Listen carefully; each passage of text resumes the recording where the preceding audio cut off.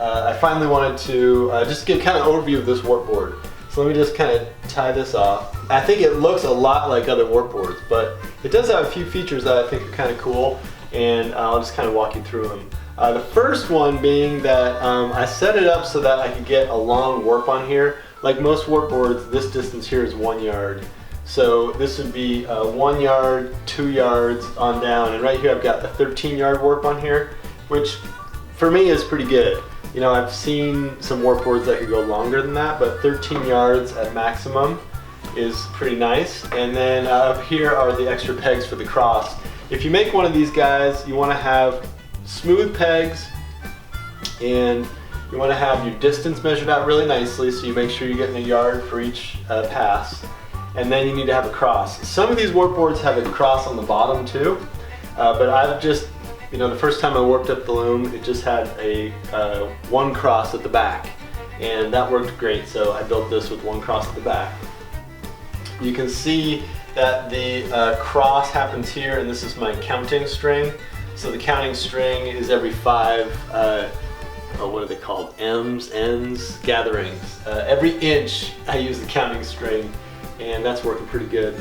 I've also got a counter up here, and I'm going to just permanently attach this to the warp board in the future. I just click that baby every time I do one pass. That way I can keep track of when I need to use my counting string. Currently it's every 5 iterations, which is actually 10 passes since everything's doubled. The warp board itself, check this out, is on a French cleat, and I wanted it to be just perfectly at a comfortable height, so I wasn't leaning over, that kind of thing, when I was warping it up. But I also wanted this guy to be able to be removable. So I'll show you that.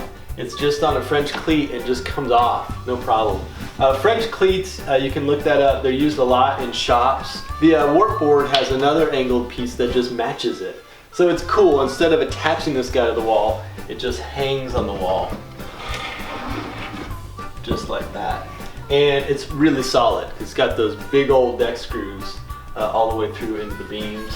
And if I want to, I can move it a little bit to the right or a little bit to the left, etc. So that's nice. The other thing I did with this warp board is I wanted it to not flex at all. I'd heard from some of Melissa's buddies that these guys, with the pressure of the warp, as you wind it on there, will kind of flex a little bit.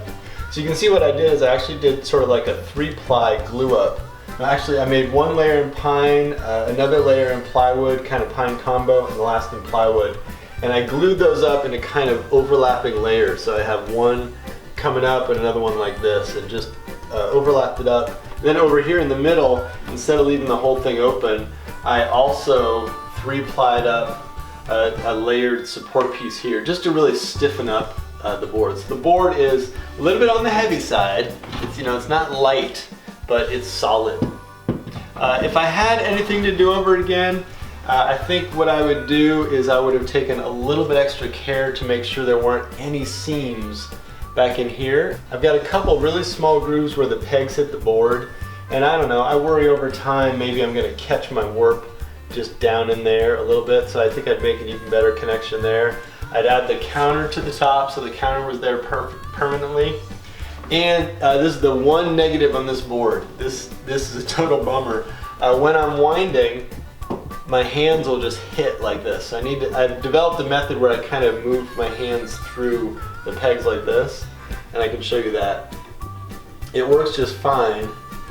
So you know, I come through like that and can easily wind through, but my knuckles just kind of knock a little bit on there. So I would actually expand this board if I was to do it over again, make it just a little bit kind of bigger this way, so I could get maybe another 1.5 inches between my pegs. So anyway, it's my first board. If I redo it, I will redo it a little bit differently. But in the meantime, it's working out pretty good, and I really like that French cleat system. It's nice.